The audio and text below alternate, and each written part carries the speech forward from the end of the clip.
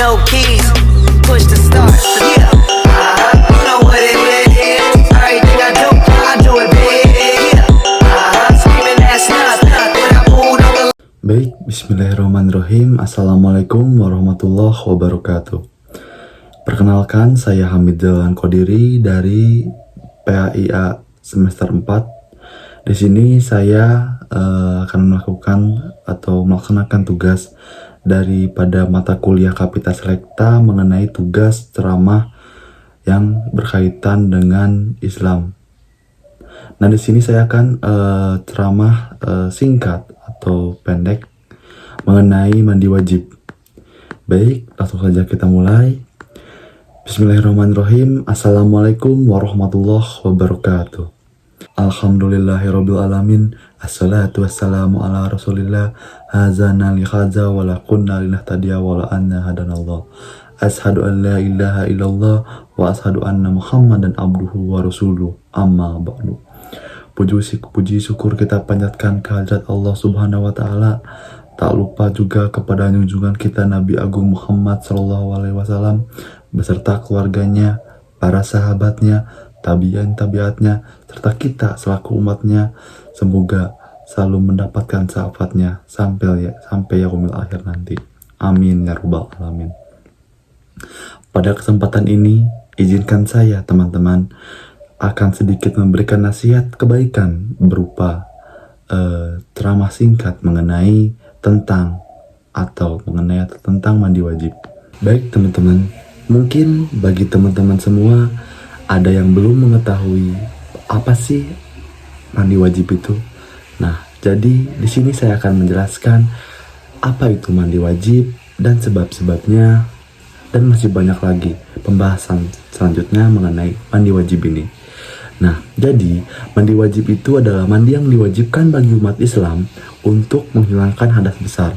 Nah, mandi wajib ini diwajibkan karena beberapa sebab, seperti setelah berhubungan intim, mimpi basah, haid, nifas, atau ketika seseorang meninggal dunia. Nah, ada juga sebab-sebab mandi wajib. Nah, yang pertama yaitu junub. Nah, junub ini yaitu keadaan di mana terjadi ketika berbuat intim atau karena mimpi basah. Nah, lalu sebab yang kedua yaitu haid. Nah, haid ini biasanya dialami oleh seorang wanita yang telah selesai atau yang sedang dari masa haidnya. Nah, setelah selesai masa haidnya, seorang wanita itu wajib melakukan mandi wajib untuk mencucikan diri. Nah, sebab yang ketiga yaitu nifas. Nah, nifas ini keadaan di mana seorang wanita yang telah selesai atau telah melakukan dari masa proses persalinan atau melahirkan. Nah, setelahnya itu wajib melakukan mandi wajib. Nah, sebab yang keempat yaitu meninggal dunia. Nah, keadaan ini menjelaskan yang dimana seseorang itu meninggal dunia wajib dimandikan oleh orang lain untuk menghilangkan hadas besar. Tujuannya supaya kita meninggalkan dunia itu badannya itu suci gitu. Nah, sebab yang kelima yaitu membuka keislaman. Nah, keadaan ini dimana seorang yang baru masuk Islam dianjurkan untuk mandi wajib gitu. Nah, jadi setiap ibadah yang dilakukan menjadi sempurna sebelum bersuci, baik dari hadas kecil dan besar. Karena syarat mutlak kesucian badan, pakaian, dan tempat menjadi penentu kesuksesan di sebuah ibadah. Allah subhanahu wa ta'ala sangat mencintai hambanya yang selalu bersih dan suci. Karena Allah subhanahu wa ta'ala hamba-hamba yang suci dan bertaubat dari dosa-dosa. sebagaimana firman-Nya dalam Al-Quran surat Al-Baqarah ayat 222 yang artinya, sesungguhnya Allah menyukai orang-orang yang bertaubat dan menyukai orang-orang yang mensucikan diri. Jadi kesucian inilah menjadi sebab kita harus bersih dari najis, hadas kecil dan besar. Nah, lalu ada pun juga tata cara mandi wajibnya. Nah, yang pertama yaitu disunahkan menghadap kiblat. Lalu langkah yang kedua, berniatlah membersihkan hadas besar. Lalu setelah itu langkah yang ketiga, membasuh kedua telapak tangan 3 kali. Lalu langkah yang keempat, mencuci kemaluan dan dubur dengan tangan kiri hingga bersih. Nah, lalu langkah yang kelima yaitu mencuci telapak tangan hingga bersih. Lalu langkah yang keenam yaitu berwudu. Dan langkah yang ketujuh yaitu membasahi sela-sela rambut dengan jari-jari tangan hingga kulit kepala basah.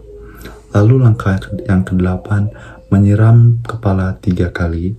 Dan langkah yang 9 menyiram dari kepala ke seluruh tubuh, disunahkan dari sisi kanan terlebih dahulu dan bahu kiri. Lalu langkah yang terakhir yaitu membasuh kedua telapak kaki sampai mata kaki. Lalu ada juga manfaat dari mandi wajib itu sendiri setelah kita melakukan mandi wajib. Nah, jadi mandi wajib itu bagi teman-teman semua sangat bermanfaat untuk dalam kehidupan sehari-hari.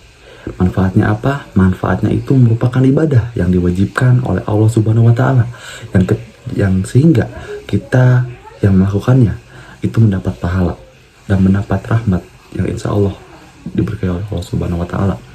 Lalu manfaat yang kedua yaitu mandi wajib ini menghilangkan hadas besar, yang sehingga seorang atau kita itu dapat melakukan sholat, ibadah-ibadah dan ibadah-ibadah lainnya yang dirahmati atau diridhoi oleh Allah Subhanahu wa Ta'ala. Lalu manfaat yang ketiga yaitu mandi wajib juga dapat membantu membersihkan diri kita dari kotoran dan najis yang mungkin menempel pada tubuh kita. Teman-temanku yang saya banggakan, mungkin cukup sekian pesan atau ceramah singkat yang dapat saya sampaikan mengenai mandi wajib. Semoga ilmu sedikit yang dapat saya sampaikan ini bermanfaat bagi teman-teman semua, dan mohon maaf atas perkataan atau ucapan yang kurang berkenan ataupun salah. Saya akhiri dengan ucapan kalam. Wassalamualaikum warahmatullahi wabarakatuh.